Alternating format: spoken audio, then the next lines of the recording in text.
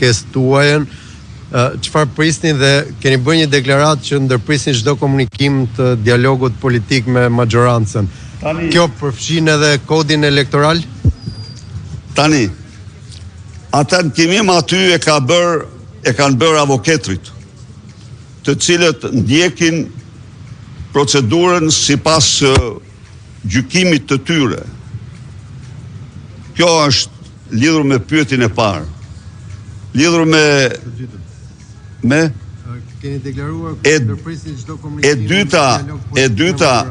E dyta nuk është kjo pyetje do t'i përgjigjem në konferencë shtypi në ora 12:30, mbasi atje kam çështje tjera. Ktu ka vetëm këto çështje të cilat i interesojnë publikut dhe jo çështje të mia, por çdo çështje që i intereson publikut.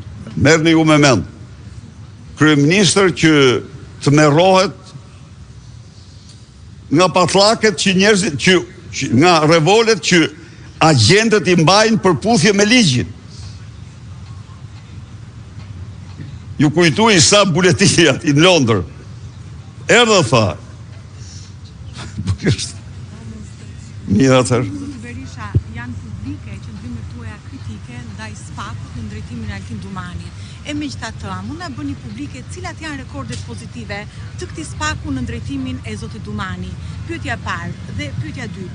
A keni një qëndrim mbi kërkesat e prokurorisë posaçme dhe veçanërisht deklaratat e Dumanit, i cili thotë se duhet zgjatur mandati i prokurorëve të posaçëm? Tani, në ke bërë një pyetje shumë të drejtë, Anila. Në qoftë se shkojmë në Republikën Popullore të Kinës, realiteti, apo kthehemi në diktaturën e Verhoevës, të garantoj që prokurorit që zbatonin nenet antidemokratike, që çonin litar dhe para skuadrave të pushkatimit kundërshtar politik, ishin pothuaj kaq të rrebt ndaj atyre që bënin korrupsion, që vidhin pronën socialiste apo pasurinë socialiste. Nuk ka fatkeqësi më të madhe se sa të pranosh shtypjen e pluralizmit politik. Ata që pranojnë dhe pajtohen me shtypjen e pluralizmit politik, ata kanë deficit të tmerrshëm në parimet më themelore të demokracisë. Altin Dumani do të mbahet, do t'ja bëj radhën tjetër, do t'ja bëj bilancin këtu, po ju e kërkoni po. Do mbahet mend si një armik i egër i pluralizmit politik. Si njeriu që arrestoi në vitin elektoral për të fituar partia e tij, liderët e partive kryesore opozitare, pa asnjë fakt penal, pa asnjë akuzë, si persona nën hetim, paradhanie për partinë e tij, persona nën hetim. Madje edhe pa thirrë ndonjëherë në pyetje.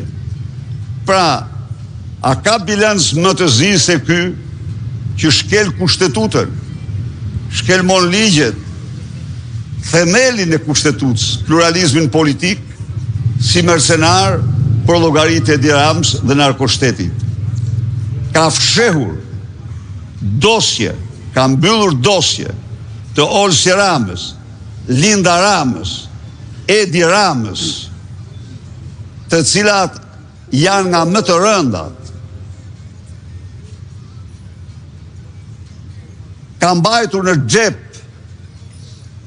për 1 muaj mandat arrestin e Elvis Doçit apo pojës së troplinëve, duke u bërë vetë kështu poja i skapit. E kam akuzuar disa herë këtu dhe nuk ka çel gojë, nuk ka thënë një fjalë për Kreshnik Farrukun, për të cilin prokuror digital kanë informuar se ka marrë 5 milion euro për të ndruar telefonat dhe për të kaluar, transpozuar përgjegjësitë, fajet nga ai tek i vllai. Dhe këto janë të gjitha. Ka amnistuar, merr lexo pak dosjen Toyota Yaris. Lexoje pak. Shumë e drejtë është të pyesin se ku qëndron skapi si organizatë kriminale. Nuk them këto janë 20 prokuror, nuk e kam fjalën kurrë për 20 prokuror. Po e kam fjalën për Altin Troplinin, që ka një dosje në të cilin prokuror dhe punojës të BK-s janë të implikuar në veprimtari kriminale dhe ky ka treguar tolerancë të plot. Pra, janë të gjitha këto, janë të gjitha. Rasti i fundit, akuz se prokurorit Preçi ja ka shty kërkesat për Lubin dhe në rast e fundit i thot se mirë po, mendo vetë për kokën tënde. Mendo për kokën tënde. Pra, u bë zëdhënës i Edi Ramës. Çfarë mund të ketë ky njeri që të më impresionoj? Po, tjetrën, lëshoj mandat arresti për Arben Ahmetaj, sepse shoqja u gjetën pllaka të paguara në banjon u gjetën pllako banjo në shtëpinë e ish bashkëshortës të paguara nga Zoto apo Mërtiri. Më thuj mua, Arben Ahmetaj kishte refuzuar me shkrim 5 herë insineratorin e Tiranës dhe Altin Troplini lëshon të urdhër arresti për te dhe jo për Edi Ramën, që i kishte dhënë 8 pikë kompanisë së Zotos 8 muaj para se sa ajo të themelohej. Jo për Edi Ramën, që ka një aferë të tmerrshme në Porto Romano, po të lidhur me djegësit. Jo për Erion Velin, sepse po tipte për Erion Velin duhet shkonte te Edi Rama. A janë të vërteta këto?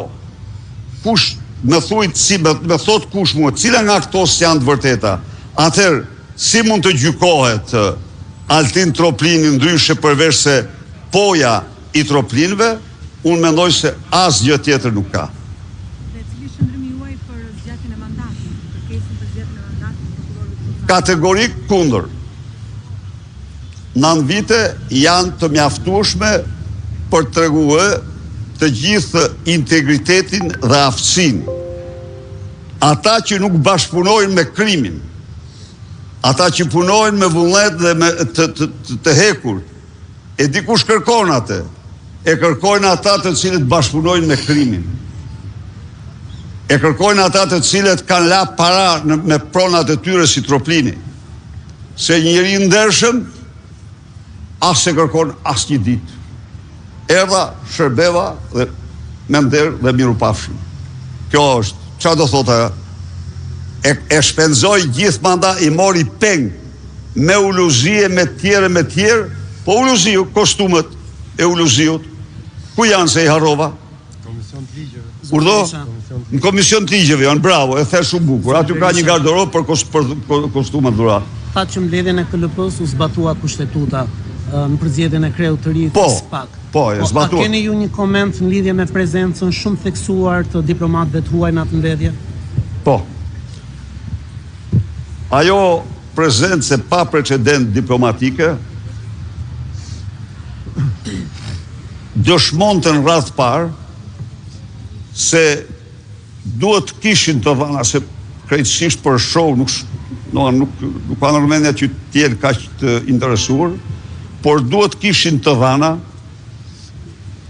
në rrugë të ndryshme se Edi Rama kishte bërë presion të jashtëzakonshëm mbi KLP. Ndryshe, ajo nuk mund të shpjegohet. Por, cile është komenti tjetër? Komenti tjetër është ky. Kjo reforma, kjo është pseudo reforma e George Sorosit që sjell këtu. E vërteta është që qëllimi i atyre titullarëve përfaqësuesve në sallën, në atë sallë, nuk kishte qëllim pozitiv. Kishte qëllim të parandalonte kapjen, por problemi është, nuk është ajo sallë, problemi është Edi Rama. Problemi është ai njeri që këta menduan se shpëtuan një gjë, por gjykata kushtetuese i mori të gjitha, bllokoi çdo gjë. Dhe pra është një sistem më i shëmtuari që mund të jetë, më i shëmtuari. Mos harroni dhe njerë se jeni këtu dhe ju duhet ta përsërisni. Duhet ta përsërisni se propaganda është një mjet toksik për qytetarët. Në vitin 2011, Ilir Meta, zëvendës kryeministër, nuk kishte skap, nuk kishte sistemin konvencional që kishim, pa reform. Nuk priti kërkesën e prokurorisë për heqjen e imunitetit, por dha dorëheqjen si zëvendës kryeministër, hoqi dorë nga imuniteti dhe ju përgjigj me një thirrjes prokurorisë. Ja çfarë ndodh, pra ja cila ishte drejtësia para Sorosit, se këta thonë nuk ka ndodh kur, ka për herë të parë që një zëvendës kryeministër ka ndodh, janë arrestuar dhe kryeministra në këtë vend, dhe janë arrestuar 30 vite më parë, kanë dhënë dorëheqje zëvendës kryeministra dhe kanë shkuar në para prokurorit dhe gjykatës siç duhet, kanë dhënë dorëheqje çdo ministër. Po thuaj përveç njerit, po thuaj se çdo ministër, sa herë që është kërkuar heqja e imunitetit dhe jo largimi i tyre. Pra kishte, ato ishin standardet etike, morale të një qeverie që besonte në shtetin ligjor. Dhe këto janë standardet e Edi Ramës që për të zgjedhur kreun e skapit të partisë duhet të shkojnë të gjithë trupit diplomatik në sallë në një mënyrë demonstrative, sepse ai kishte bërë ndërhyrjet më monstruoze. Dhe megjithatë, vetëm një ditë mrapa, shumë zonë me zero, skap dhe BKH, nëpërmjet irenave dhe irenëve të gjykatës kushtetuese, që janë të gatshëm ta shkruajnë 8 muaj më parë nuk legjitimojnë grupin parlamentar të Partisë Socialiste të përcaktuar në të njëjtin nen të kushtetues si legjitim, për ankesën 8 muaj më vonë jo vetëm e legjitimojnë, po heqin pezullimin, pa shqyrtuar çështje, heqin pezullim, heqin masën e sigurisë. Bëj një akt të tillë. Pra, çfarë duhet të them? Ky sistem drejtësie që mbrohet, që u ngrit mbi korrupsionin më të madh, që u ngrit mbi lobingun korruptiv të George Sorosit për t'ia dhënë drejtësinë Edi Ramës, është një sistem totalisht i falimentuar.